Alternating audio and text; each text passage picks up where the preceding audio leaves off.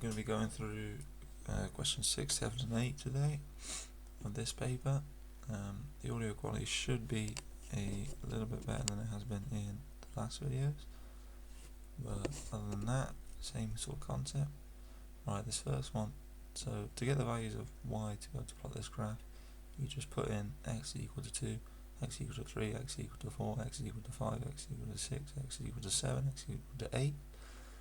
Get them, plot them, taking 1 in the y direction, 1 in the x direction as half an inch on whatever paper you're plotting on, and then you just connect all the dots with a smooth curve. Not going to do that because we haven't got sort of the plotting paper here to do that, but what we will do is show that when y is equal to +2, the value of x that we get ought to be a root of this equation here. So we'll put in y is equal to 2, and that means 2 is equal to x minus 20 divided by x. Now we multiply that by x, we get 2x equal to x squared minus 20, and now subtracting 2x from both sides, we get x squared minus 2x minus 20 is equal to 0. And that's what we wanted to show, so that question is now complete.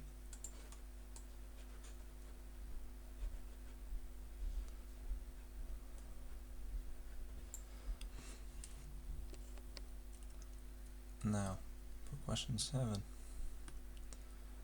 we're dealing with a right angle triangle, so that's what we're going to draw.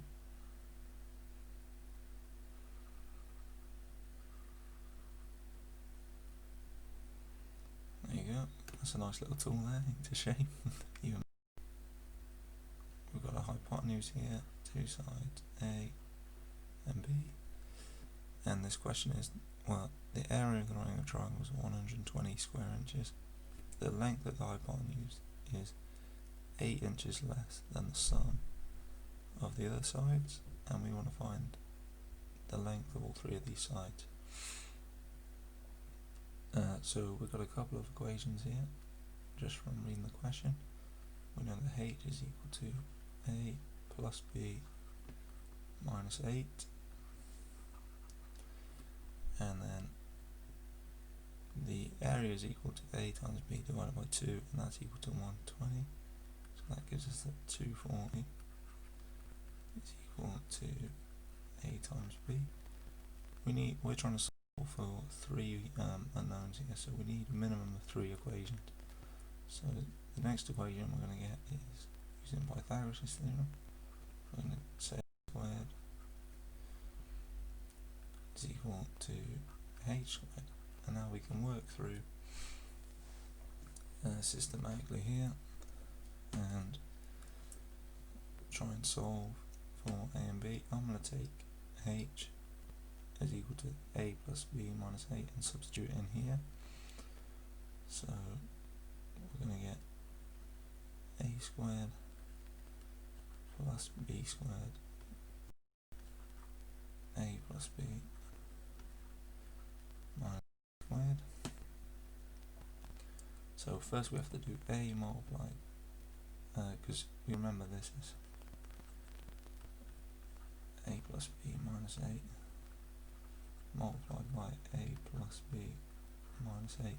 So we're doing a times a plus a times b plus a times minus 8 plus b times a plus b times b plus b times minus 8 plus minus 8 times a plus minus 8. And we could write that all down, but it's just going to actually take up loads of space. But we get an a squared term and a b squared term, which cancel out with these. So, and then multiplying the rest out, we end up getting 0 is equal to 2ab minus 16b plus 64. Okay. rearrange this, we know that a times b is equal to 240, so this is 480. And then we're going to write b in terms of a, so b is equal to 240 over a. Substitute gives that a plus 240 over a is equal to 0. We can multiply it by a to get a quadratic. That's a squared minus 3a plus 240 is equal to 0. Solving this gives us a equal to 10 and a is equal to 24 solutions. Pretty easy, just. And then if we use this second formula here, that 240 is equal to a times b, well, then we get when a is equal to 10, b is equal to 24, and when a is equal to 24, b is equal to 10. So all this tells us the reason we get these two solutions is because the math is sort of unaware that we've labelled 1a and 1b. You know, these are just the other two sides in any order. So we'll take b equal to 10 and a equal to 24, and that's inches, remember? And then h is equal to 10 plus 24 minus 8 is equal to 26. So we solve that problem there. So the trick for these sort of geometry type problems is you think, how many equations do I need? Like, what am I trying to solve for, and how am I going to get there? This one was quite easy to come up with the equations, and then a little bit fiddly to solve, but not too bad. Sometimes you have to think a little bit more outside the box. Yeah, we'll perhaps do a sort of series on geometry problems in the future. Now on to question 8, looking at sequences and series.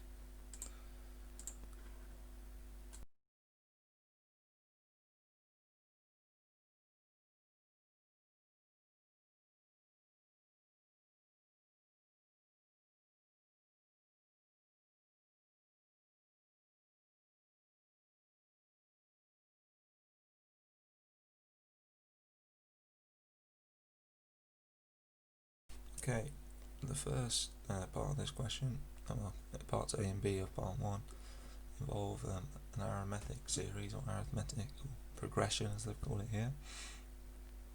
And a series is just the individual terms, so a sequence, arithmetic sequence is just, the 10.6, 10.4, 10.2, whatever, whereas a series is when you're actually adding these terms up together. Anyway, we want to find the sum of the first 75 terms, and there's a formula for this. So the sum of the first n terms is equal to n divided by 2 multiplied by 2a, where a is the first term, plus n minus 1 multiplied by d, where d is the difference between consecutive terms. So a in this case is 10.6, d is minus 1.2, n is 75, so we get s, the sum of the first 75 terms, is equal to 204 if we substitute this in. There is another formula that you can use for finding the sum, but it involves knowing what the last term is, so you're not always given the same details, but if you know what the last term is and the first term, you use that one. Anyway, yeah, that's it for part A. Now if we have a look at part B, well, we want to find the number of the term, so we want to find which term is equal to 0. And what we mean by number of the term, this is term 1, this is term 2, this is term 3, on and on. So we're looking for a value of n. In general, term n is equal to the initial term plus n minus 1 multiplied by the difference, and you can see that here. The first time is just a, so a plus 0 times d. The second term is just a, and the difference is just added once. The third term is A with the difference added twice. So you can see this formula makes sense. And even if you can't remember that, it's pretty easy to formulate that yourself by just looking at this. And we want to find when Tn is equal to 0, and we want to know what the n value is that causes that. So we're just going to set A plus n minus 1 times D equal to 0, and solve for n. And let's just do the rearrangement then, and then we'll substitute. My attempt at a 0 there's turned into an A, something wrong with my hands. We want 0 equal to A plus n minus 1 multiplied by D. So we'll subtract A from both sides, and that just gives us n minus 1 times D. Then we'll divide by D, so we've got minus A, minus A over D divided by D, and that's equal to n minus 1. N is equal to 1 minus A over D, and then substituting in A and D gives us n is equal to 4. Okay, so that's it for part I. Now we'll move on to part 2.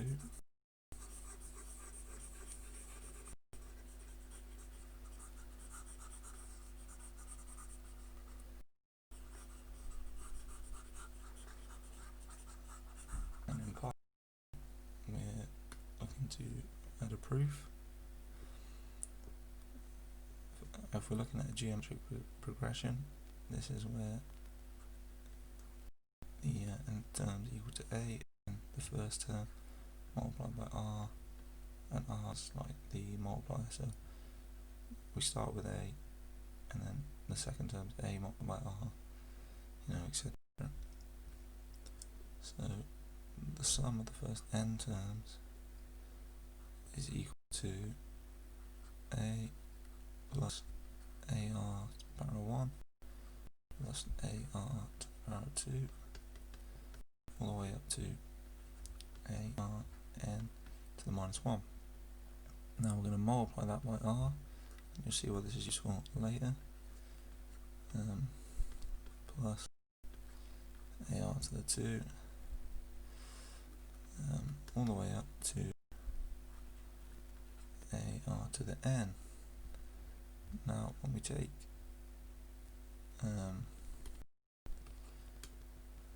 Sn minus Rsn, well, we get a massive cancellation of terms here. If we subtract that, cancel all these terms, this cancels. Okay, the only things left are the first term of Sn and the last term of Rsn.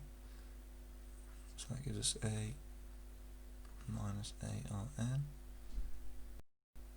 Now we factor out Sn, so that's what we're looking to solve for, and we'll factor out A from this side.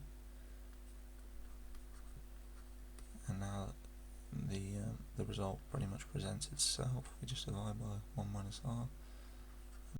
A 1 minus R to the N over 1 minus R. And that's the question done. This is a pretty common proof, quite a nice one, quite a fun one to do. You should be able to remember this, but it's interesting to see from this paper a lot of the questions are the same. Just some of the wording's a little bit different. I would say an arithmetic sequence, but progression's perfectly reasonable. And also we've seen earlier things being measured in inches and stuff. Also, I don't think I even did this question. Logarithm table. I don't even know what that is. So, shows you how things have changed. But most of the stuff is pretty similar. We've got solving equations and all that. And preview. Here's the last two questions that we've been doing the final video. So maybe you can have a go at those before I release that video if you like. But for now, that's it. I hope you enjoyed it. I hope you found it interesting and helpful to develop your math skills. If you did, please like and subscribe, and I hope to see you in the next one.